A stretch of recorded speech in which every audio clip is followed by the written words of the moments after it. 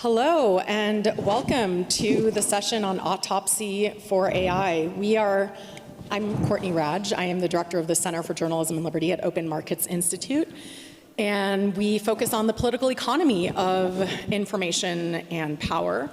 And I'm super excited to be here today moderating this discussion where we have brought together 3 executives who worked at the tech platforms, Twitter, Meta, Google, our most important frenemies, if you will, in journalism.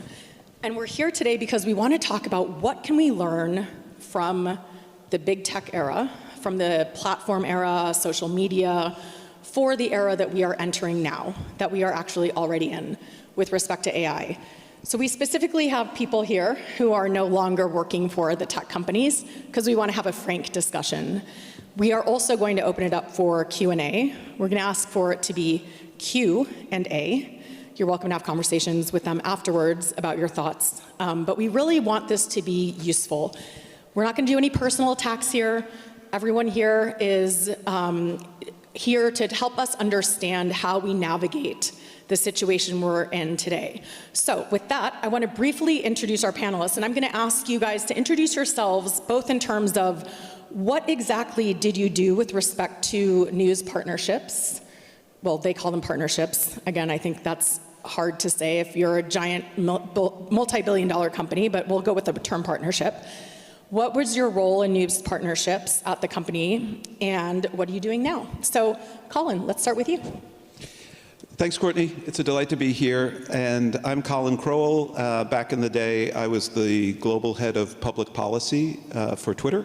I was Twitter's first public policy hire in 2011 when I joined, inspired by the Arab Spring, and built out the public policy function over many years. That function included partnerships with a variety of civil society groups, but it also included media advocacy organizations.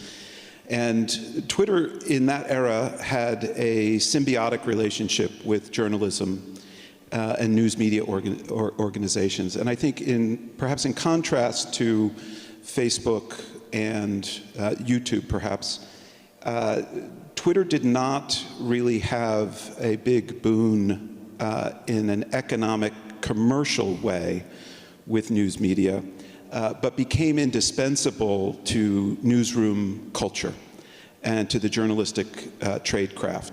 So many of the things that Twitter did on its platform for journalists and for news media organizations, whether that was using the signal of verified accounts for purposes of indicating to consumers that this was the actual authenticated account of a journalist or a news media organization as a hedge against disinformation, to tools that we put in the platform to help curate content, particularly later video content for news media organizations. In the early days, Twitter was a pointing service. Okay, we're just do the intro. Where are you now? Go. No, but where are you now? Where I'm now is I am the global managing director of a collective of tech policy consultants and policy communications consultants. And the novelty of our group is that we are all former members of the Twitter public policy and policy communications team. It's called the Blue Owl Group. So maybe you gained some wisdom from your experience at Twitter. I'd like to think so. Excellent. All right, Nick, tell us a little bit about what you did at Meta and what you're doing now. Thank you, Courtney. Nick Wren. I've been lucky enough to spend most of my career actually working in newsrooms on the editorial side, in newspapers, wire services, digital and broadcast TV. But I spent 8 years working at Facebook/Meta. I joined in 2014 when Facebook was seeing a rapid growth of content on people's news feed, which wasn't friends and family, it was from media organizations, from film, from sport, from entertainment, from news, from journalists. And at the time, they didn't really have anyone who was talking to the people who were posting that content and asking, what do you need? How can we build products together? How can we grow together? So that was the birth, if you like, of a partnerships team which was divided regionally and vertically sport, news and entertainment, and I set up a news partnerships team based in London, working with as many news organizations as we could across EMEA, mainly E. And I guess the years can be divided into sort of three broad buckets. The first one was about product adoption and audience growth. The second one was a lot more defensive from Facebook's point of view, post-Cambridge Analytica, thinking about third-party fact-checking partnerships, how to tackle misinformation. And then finally, we moved to a kind of a licensing era where we were spending money and actually hiring journalists to produce an in-app service called Facebook News, which brought in the best journalism from news organizations in 5 different markets. So that was broadly speaking my role at Facebook Meta. And now what are you doing? Now I'm an independent contractor working for myself, working for media organizations, trying to keep pace with the amazing changes that's happening in the world. Very pleased to be working at the moment with the National Council for Training Journalists in the UK, so getting back to my roots really for journalism training. Great, thank you. Mata, over to you. What were you doing at Google? Thank you, and thank you to everybody who's here. So I started in Google in 2010. I was the second ever news partnerships person at Google. There was one person in New York, and then there was me based in London. And I ended up building out 2 different news partnerships teams, a direct one and an ecosystem one. But I actually started my career sort of a little similar, but not as illustrious as Nick's. I started at AP. My first real job out of university was at APTV, worked my way up into the newsroom and then into the business side. And then I went to the BBC, where I was ended up being head of development and rights. So I'm kind of a news guy in a tech company. And right now I'm actually doing a fellowship at the Reuters Institute for the Study of Journalism at Oxford, looking at the relationship between news and technology in what I call the era of Gen AI. And I think I'm supposed to say that I'm also I'm consulting with some news organizations on the side as well. Great. So with that, we clearly have a lot of experience here. And as we are now entering into the generative AI era, we're seeing, once again, OpenAI, Google, creating partnerships with news organizations, what they call partnerships. And so I guess my first question is, based on, well, let's set the scene a little bit. So we know that, there were these news partnerships. There was funding of news organizations, training, how to use the tools better. And then, the companies decided to disinvest in news, not to carry news in countries or jurisdictions where they faced regulation or having to pay for news, cutting off funding to news organizations, I don't think they're sponsoring this for anymore. So really shifting relationship to news. Given the trajectory, so you all had long careers at these companies working with news, do you think that news organizations should be entering into partnerships with AI companies? I'll take this, if I may, because that's actually the kind of the focus of my fellowship. I think, excuse me, I think actually to set the stage, I think we need to realize that we're entering into a different era. I think from my perspective, when we were working there, it was what I call the era of traffic. And in those days, there was a value exchange between news and technology. We can argue about the levels, but there was an exchange. There was a degree of control, and it was pretty good for content creation in the beginning. But that was the era of traffic. I think in the era of Gen AI, I'm not sure what the value exchange is. I'm not sure what the controls are, and I worry what it does for legitimate content creation, which I believe makes us need to think differently. I think each of the 3 organizations that we used to represent took kind of different approaches to it based on the type of company that they were, as you've heard. I think in the Gen AI era, my observation is that those partnerships are not true partnerships, at least in the way that we were trying to do it back in 2010s and in the DNI and GNI days. And therefore, you need to really dig into why are you entering into that? What is the reality of it? But from my perspective, almost more importantly, what does this mean in the medium to long term for the ecosystem? Because if I'm being direct, I think a lot of companies are very short term, the big ones, and going, there's some money now, let me grab it. The publishing companies. Yes. Yeah. Yeah, I'd echo that. I mean, I think the short answer to your question is yes, because Yes, enter into partnerships. discuss. You know, I don't see any value in just turning your back. But I think one of the lessons to be learned is make sure that the objectives are shared right from the beginning. I think winding the clock back 10, 12 years, certainly there was a misalignment sometimes with expectations from the news organizations and what the platforms were trying to achieve. The news organizations were hoping for revenue over and above really what was realistic, and they wanted it now. And the platforms were much more interested in product adoption and working around developing technology that would help improve the ecosystem for users. And those two things were often not aligned at the start, and that led to some tension. I mean, but arguably the companies were focused on maximizing profits for their shareholders and their executives, doing so through digital advertising by using the content created by publishers. And the companies did not think that that had value, but I think that, you know, we can see from the publishers that they did think there was value, and there have been several studies where if you look at the behavior of how people act on social media and search, they act differently, they behave differently without the presence of news. And so if you then extrapolate that into and do some math related to digital advertising in specific jurisdictions, one study found, you know, Google and Meta would owe publishers in the United States over $1 billion, almost $2 billion.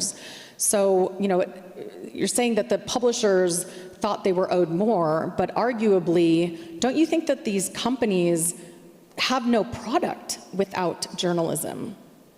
Hold on a second, just to be clear, the methodology, and look, I don't get paid to defend Google, and I'm definitely not defending Facebook, but one of the problems I believe is the methodologies of some of the things that have been on the publisher side just don't stack up.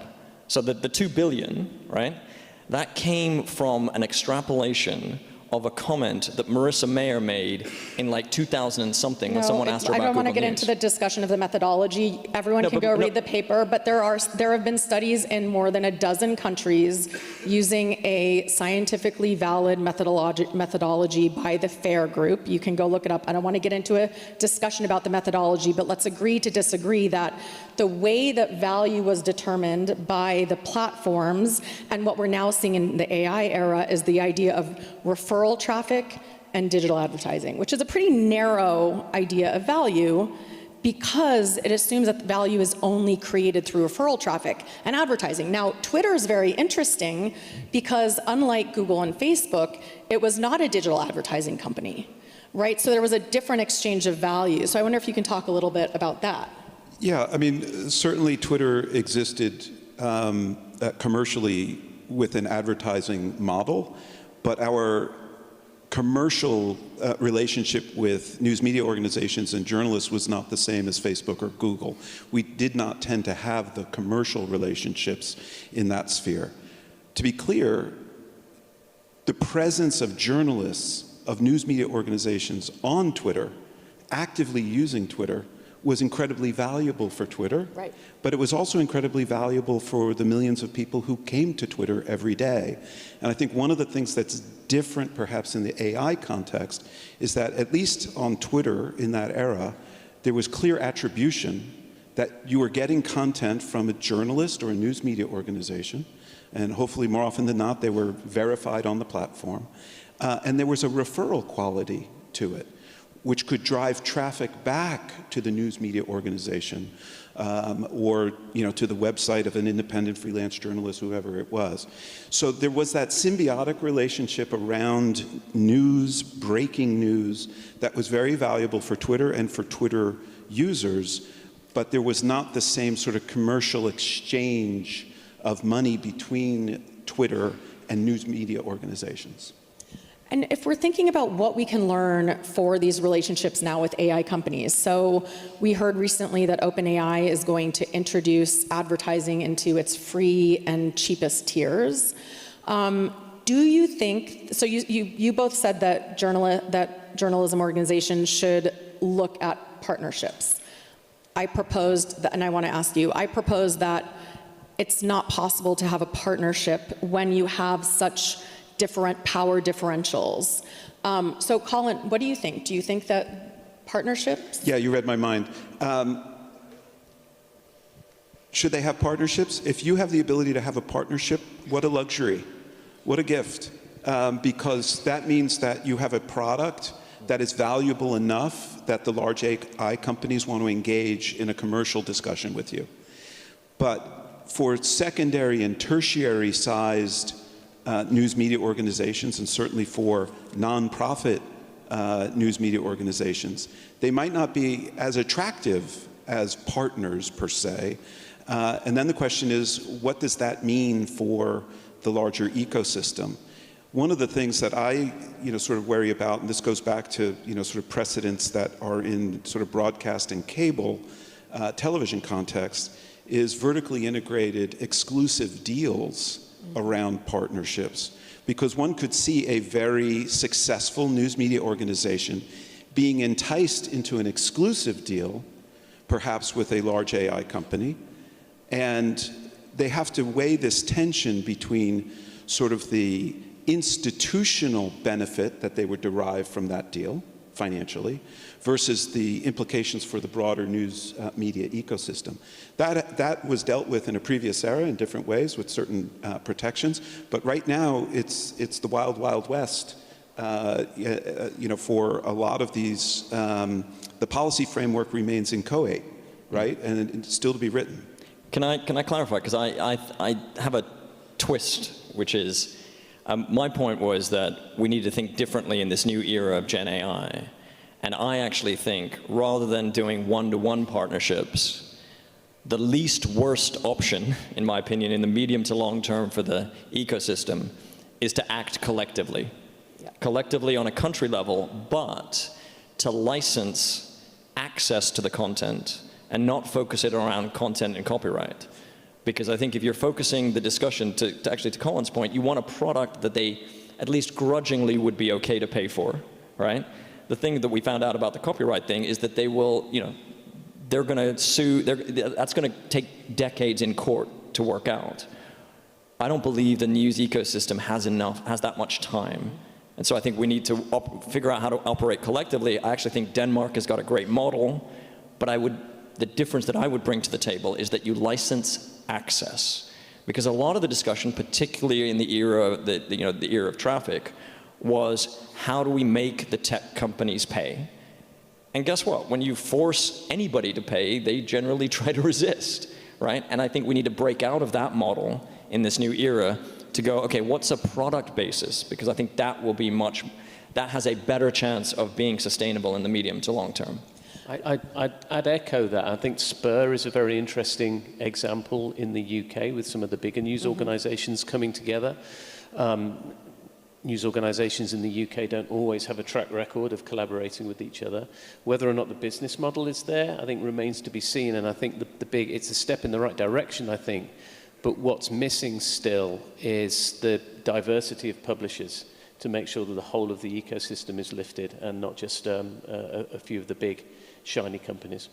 Yes, I mean, I definitely agree with that, and it feels like the Denmark example where you have 99% of the publishers in a collective is a great example, but also very difficult to extrapolate. US, similarly, like you don't have that same ability to work collectively. And I do want to talk about policy. I'm a policy person, but what I want to talk more about is what can publishers and what should publishers be doing now, given that we have a remaining legal and policy vacuum. Of course, we have a whole agenda to advocate for, but in the meantime, while we're waiting for lawsuits to play out, while we're waiting for policies to be implemented, whether that's statutory licensing or TDM exceptions or whatever, text and data mining exceptions. Do you think, so one of the things we saw in the previous era of social media and search was a lot of training of journalists and newsrooms and credits to use this product or that product, and we'll train you how to use our tools, which was helpful because these were important tools for gaining access to audiences, but it also then further embedded the companies and their tools into the newsrooms, into the processes that made it more dependent, harder to shift. I feel like we're seeing a similar dynamic now with the AI companies, where you have, OpenAI giving API credits, where you have, training on how to use these tools, which then, embed these tools into the newsroom, as well as, for example, dependency on cloud. So I'd like to hear from each of you. What do you think? Should we be taking that training? Should we be incorporating those, or do we need to hold off, develop our own alternatives, only commit to using open source? And let me add another element to that. If we're talking about journalism as a public interest endeavor, even if it's for profit, in general, journalism has a public interest endeavor. Should we be considering that the tools and companies that we engage with and use in the newsroom should somehow also be oriented towards the public interest, or is that too much to hope for? Nick, I'm going to go to you first. Yeah, I'm going to always veer on, yes, let's have a look. Let's see what the options are. Let's see what the tools do. If you've got the bandwidth to test them and try them, we were talking about the definition of a partnership. It can be sliced in many different ways. Obviously, the commercial bit is the main bit. But there are all kinds of product to product or product to journalists interactions and partnerships which can be part of that kind of alignment, if you like. I think having these tools, if they're going to create efficiencies for you and allow you to do better journalism, or free up the journalists to do better journalism and have more of an impact, then it's hard for a newsroom to say no to a tool which is going to either save them money or make them money. In this case, probably save them money if you're looking at tools to help research, tools to help standardize production techniques to beef up your social media accounts, whatever it might be. But is it going to save money if because we talk about AI as if it doesn't cost anything, right? But it does. It costs more cloud server space. You have to pay for the credits, et cetera. So it's not like it's cost free. I think it just depends on what you're using, what you feel that you're making a saving on, and what the cost is, and have a look at the debits and credits. But I think that the pressure for newsrooms, especially the medium and small size newsrooms that are always under pressure to do 10% more with 10% less every year, having these tools or at least experimenting with them, I think is a sensible place to be. Yeah, I'd say, I think it's an and. I mean, I think we live in the real world, so you can't ignore these companies and you can't ignore AI. It's about how you interact with them. And I think in the short term, yeah, you should be doing exactly what Nick said, which is seeing what the benefits are to experiment and play. But I think there's also a strategic question of how do you build your own tech stack? And there's, I was at a private conference earlier this week, which was a lot about cybersecurity, and there was a lot of talk about sovereign AI. Right? Because actually of the geopolitics, and quite frankly, because, most people, at least on this side of the Atlantic, don't think the US is a reliable partner anymore. And how do you take that into the tech area? So I think there is sort of short-term, long-term, and that strategic layer. So in the short term, try it, play with it, get as much as you can out of it, learn. But I think you need to be thinking more strategically about actually should publishers be getting together, and I know that there are suppliers in the room, and building an independent tech stack, right? There was a panel earlier about shared services, which from my small non-technical brain, is a version of that. But I think saying don't touch it, don't do anything, I'm not sure it's actually practical for most people. I don't think the question is don't touch it, don't do anything. But if you have limited, as you're saying, limited resources in the newsroom, you have limited time, limited money, are you going to try out the OpenAI and Google tools, knowing that they are US-based platforms that are essentially in alliance with a techno-fascist regime and anti-human? There's a whole ideology behind these companies that is really problematic if you think about it from a public interest perspective.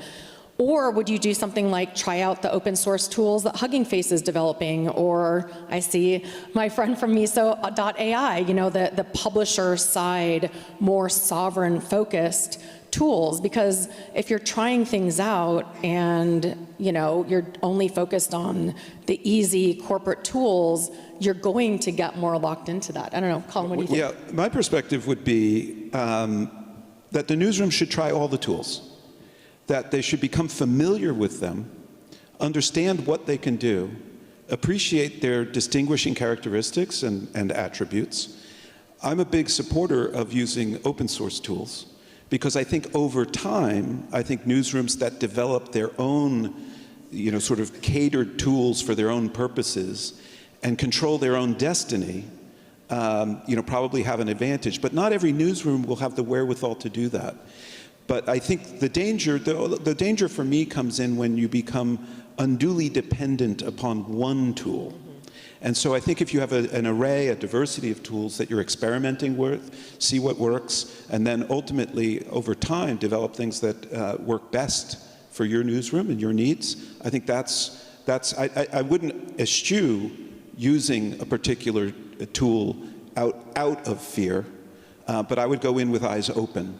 Yeah, and it's also not, it's not black and white. I'm just curious, in that framework that you put, where do you put llama in that framework? I would say stay away from llama because it's meta. Yeah, and yet it's open source. So again, there's... Right, because open source does not mean good. Right? And open source, I don't want to get into a debate about what is open source or not. But what I do want to ask is about standards, because one of the things that we saw during the previous era was, for example, you need to use particular standards like AMP, so the accelerated mobile pages, which make your page load more quickly, and then you have to figure out how to implement that on the backside or to take advantage of digital advertising tools to implement particular code. And what I found in my research talking to small, local, typically, I would say like more oppositional public interest news organizations around the world, is that it was technically challenging for a lot of them to even implement a lot of the basic tools. Yeah. AMP was open source.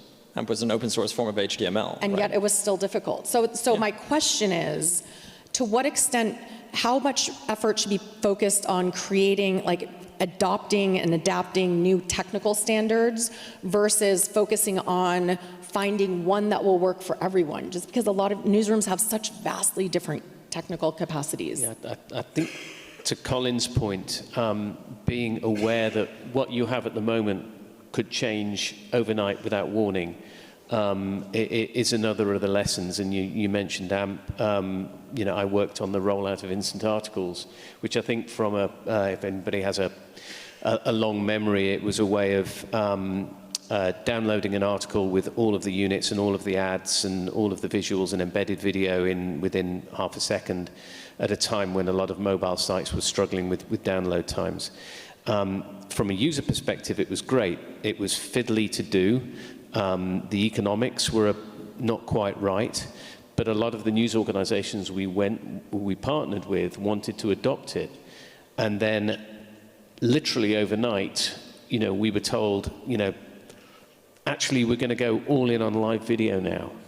And it was like, stop, we're going in this direction now, 100 miles an hour, everyone. Right. More onboarding goals. And candidly, as head of a news partnerships team, that was very uncomfortable because we had empathy for the news organizations that had come along and had done the technology, and some of them were actually getting positive results, not all of them, but some of them were. And all of a sudden it's like, there's a new shiny thing now. We're after live video, and it's like, well, we're not set up to do video. What are you talking about? So be prepared that could happen overnight. Right, and we know that several years later, after Facebook Meta said that there was all of this pivot to video, that actually was determined not to be true. But I also want to ask, so my understanding is both AMP and Instant Articles further divorced the publisher from information about the audience. And so, if we think about news standards, would you, okay, so OpenAI decides to launch advertising. Should publishers try it out, or do you just double down on getting your API in shape so that you can, work with the broader market? Like, how much should you, because yes, you want to test out all the things, but it takes capacity to do that. It takes time, it takes technical capacity. How should these newsrooms be thinking about this dynamic? Depends on the capabilities of your ad tech team or knowledge. And again, I think it boils down to scale. A lot of these news organizations that form the ecosystem just simply don't have the resources they don't have ad to tech do teams. that. They don't have Right. ad tech teams, yeah. Let me go to Madam. Yeah, I think it's about understanding actually what you're getting into. And, the example that you gave there, of instant articles versus AMP, those are actually two very different products, right? And they did different things in different ways. And you've got to go in, actually, as Colin said, with your eyes open. I think the reality is everybody who's dealing with this in any newsroom, everything is a trade-off, right? I'm trying to push something that I call Chinappa's Law, which is the decisions that you're making are not trying to figure out what the best decision is. Most things end up being the least worst decision, right? And you need to almost figure out what that is. Do you have the capacity to do everything? If yes, great, right? For most people, if no,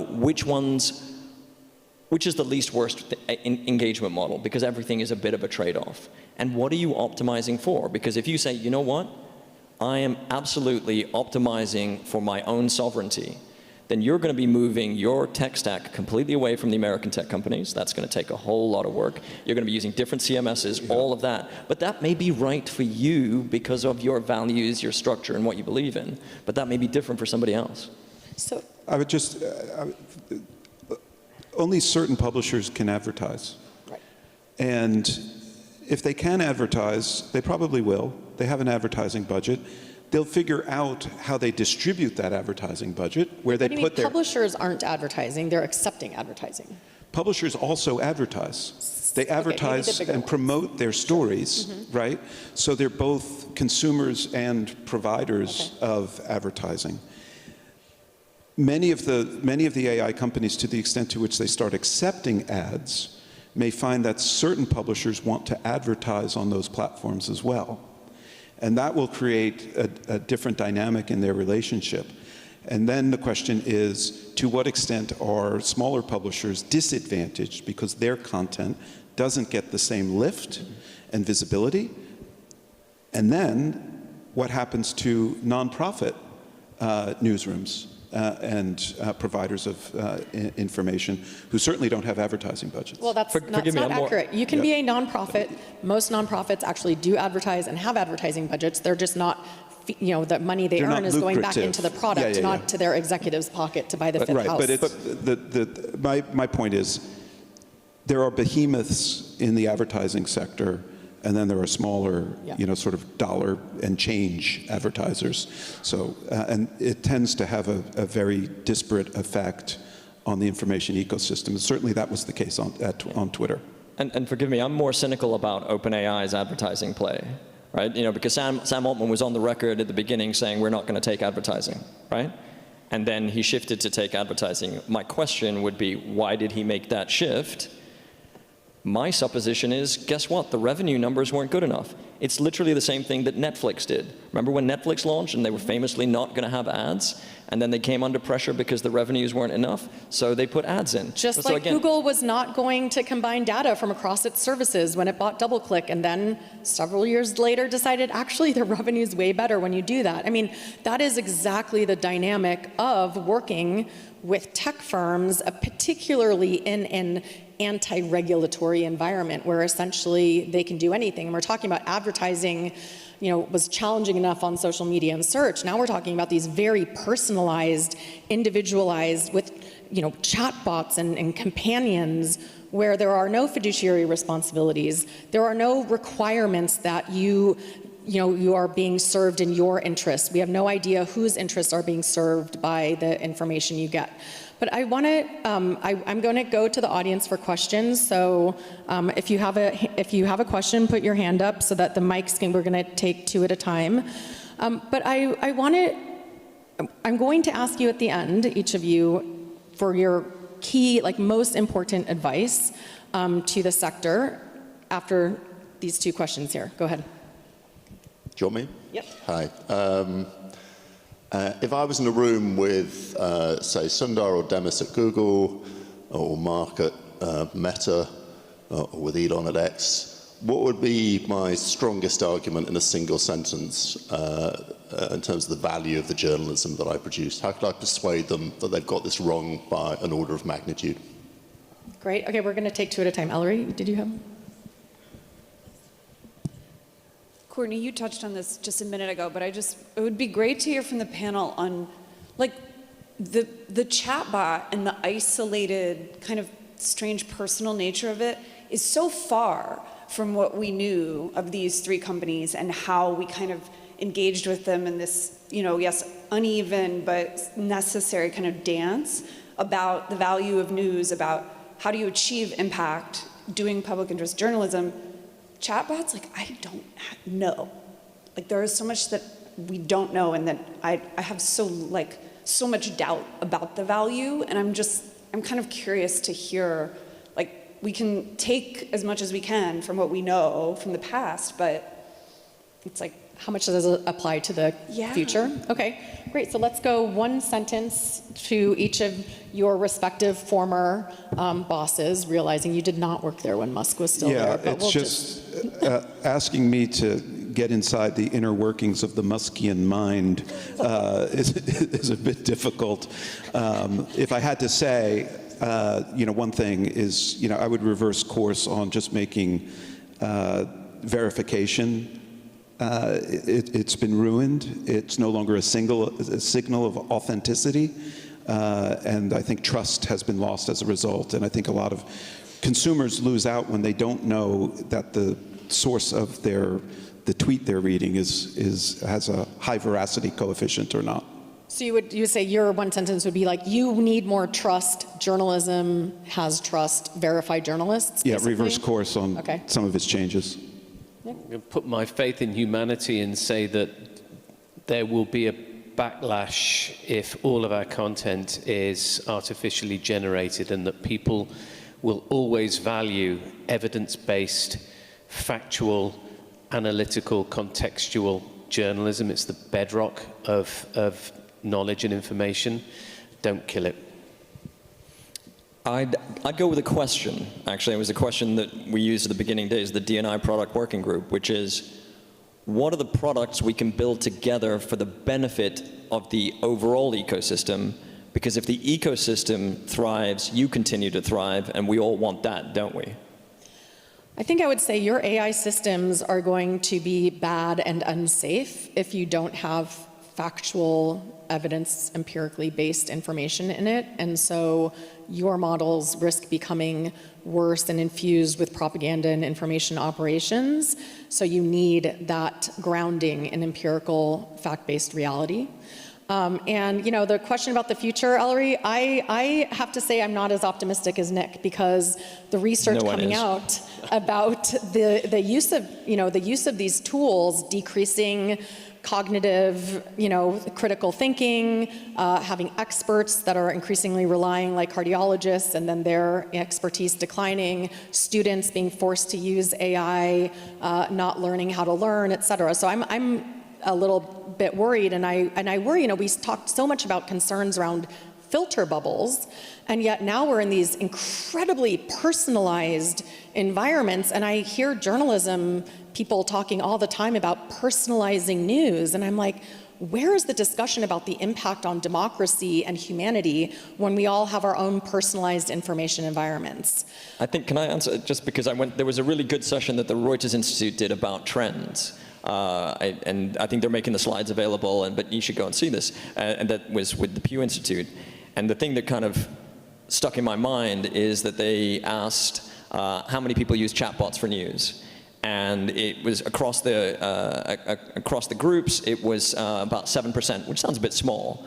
But for our under 25s, it was 15%. And I think what we're seeing there is a change of the user experience.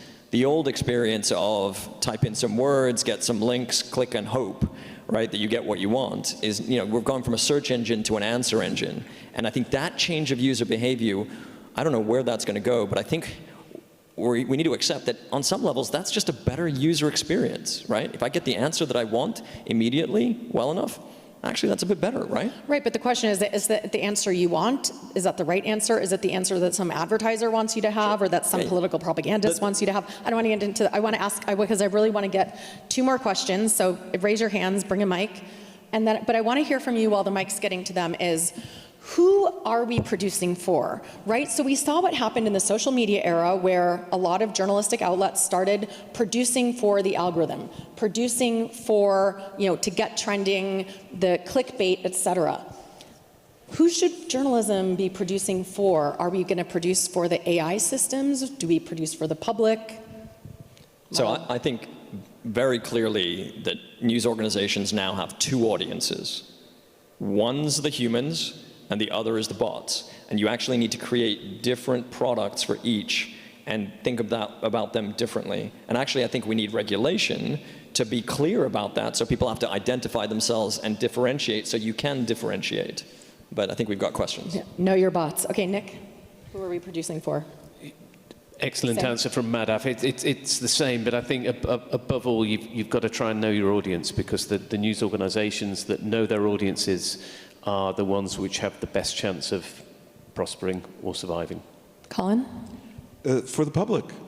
I mean, it's a mission-oriented endeavor in life. You choose to go into this field with a certain worldview, and to the extent to which journalism is a public good and indispensable for democracy, it has to be produced and disseminated in a way so that it reaches people so they can make informed decisions about things happening in their community or their country. And I think just the policy agenda that would go along with your 2 approaches is that you have to have know your bot legislation and transparency, so that, as we're going into the agentic web and, web crawling, that you do know who is doing that and for what purpose. All right, let's take these 2 questions here. Hi, everyone. That was a great panel. Thank you so much. I'm Anna from Media House. I would like to kind of ask that it's right to focus on all the kind of challenges and risks with all this incredible change coming into our lives, in the way that digital kind of also imposed risks, but also there were some really positive things, such as, or broadly, everyone's kind of more informed than they were before kind of digital and print. If you can sort of imagine, let's say, 5-10 years down the line, everything's gone positive. The legislation, in some miraculous way, is kind of fit for purpose for what we need. And the better user experience of these chatbots are sort of used in an ethical way. And these AI agents are incredibly helpful in personalized, kind of non-echo chamber way to sort of produce information to societies and communities. What would be your most optimistic kind of prediction? Okay, and then we have another here. Okay, back there, sorry.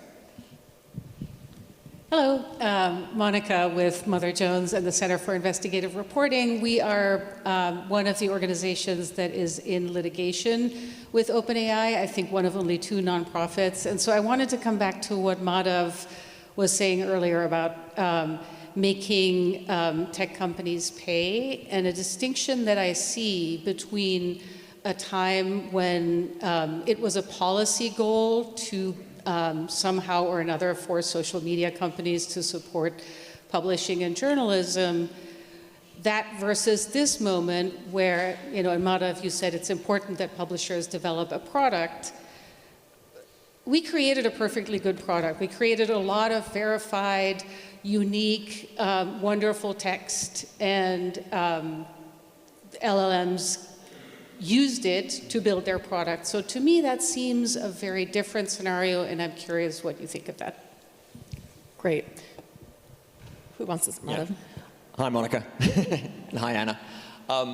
Okay, let's see. The most optimistic. I'll tell you something. It was funny enough at this conference that I went earlier. The optimistic take was that AI, because, and I'm deeply non-technical, so for the technical people, I apologize if this is just ridiculous, because a lot of the underlying infrastructure of that is about how things deviate towards the mean and the median, that actually AI can be used to actually detoxify and depolarize social media. And actually, because it's about bringing people towards a center, so it's the opposite of personalization. It's the more coherent thing. And that is what I would hope would happen, right? And I hope we would get to a sustainable ecosystem where there is an element of collective licensing, so there's things that are going back that raises all people, and that we get out of this adversarial news versus tech discussion. Because I'm sorry, you're not going to like what I'm about to say. The power asymmetry is off the charts. These are trillion-dollar companies, right, or billion-dollar startups. So you don't want to fight. We need to get out of the fight into the product-based, ecosystem-based approach. I believe that's my most optimistic take. And Monica, I have thoughts on your piece, but I'm hogging the mic, so let's talk afterwards. Yeah, I would love a 5 years' time when news organizations are not scrambling, hoping that someone at OpenAI will return their email in the hope of getting some licensing money or some kind of partnership, that there is an equitable, unified licensing or other value exchange that benefits the whole industry. Will we get there? There's a lot to be done in 5 years, but I hope so. I'd also add as well, wouldn't it be brilliant if comments and audience interaction on content was clean again and was meaningful and was really inspiring and uplifting, and that the bots were actually doing their job and getting rid of spam and hate and scams, and we had beautiful, meaningful discussions with our audiences again on those forums. Colin? I would say briefly, I'm not sure I'm very optimistic, to be candid, but I am optimistic in this respect. Before I joined Twitter, I spent 20 years in government on Capitol Hill, working on the telecommunications and tech subcommittee. And one of the things I'm optimistic about is, as opposed to the Web 1.0 era, the .com era, and as opposed to the beginning of the social media era, we're talking about these issues a lot earlier than we have in the past. And that makes me optimistic that we can fashion a policy framework that can be as enduring, perhaps, as some of the rules that were put on the books in the early 90s with respect to another public interest news media medium, which was broadcast television in the United States, licensed by the FCC, and rules were put on the books such as must carry, where cable companies had to carry the local broadcasters, or they could opt for retransmission consent, which was a process by which they could be compensated for carriage. There were collective bargaining arrangements that were blessed by the US Congress for small and rural cable operators to get access to cable programming. And there were prohibitions put in place against vertically integrated exclusive programming deals. So there was a series of prophylactic protections, but also Congress putting its finger on the scale saying locally licensed public interest broadcast media is important to the public, and we're going to make sure that everyone has access to it, whether you have cable or not. And so we don't have that same, it's not a perfect analogy, but I think thinking along those terms might help us in the current era as well. Well, since you mentioned must-carry, I'm going to have to do a plug for the report that Anya Schifrin and I wrote about must-carry laws around the world, which have applied to, in the US, to broadcast, but we looked at Japan, Europe, South Africa, Brazil, and how they treat must-carry for local content, for linguistic, for cultural reasons, for economic support reasons. And I think that's really an interesting framework to think about for the AI era, because we know that a lot of these general purpose chatbots need factual information, that this is a part of a key ingredient. We're seeing more product liability lawsuits against companies, so we're getting away from the free speech issue towards product liability. And if you think, well, I'm putting out a product that provides information or answers, well, you probably then need to have some of your ingredients be factual information. So I'm sure if you Google my name and must-carry, you can find that report if you're interested in looking into that more. But I think we need to get much more creative. And Monica, I just want to quibble with the term support media more. It's not about supporting media. It is about creating fair competition in the markets where one very powerful actor is using its outsized power to not pay for a key input into their product, to pay lobbyists. They have so much money. The lobbying efforts, and Agencia Pública and Tech Policy Press, there was this amazing, I think like 16 journalistic outlets around the world collaborated to look at just how much money big tech has spent to lobby against regulation that would go to evening some of the power imbalances that make it impossible to have partnerships or business relationships. And so I think we can't talk about it as support. It is about creating fair market conditions.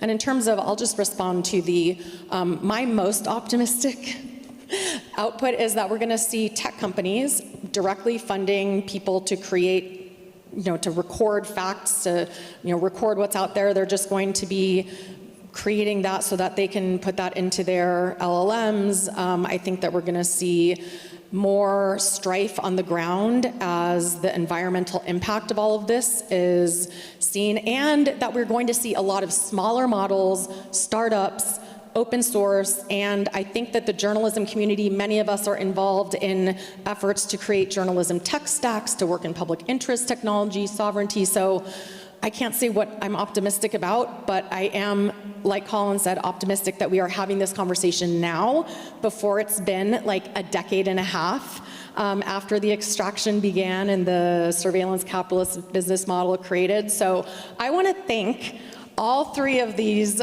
former tech execs for getting up here with me when they know that I'm going to hammer them with taking your questions, helping us learn what we can take away for the AI era. So please join me in thanking them for joining us here. Thank you.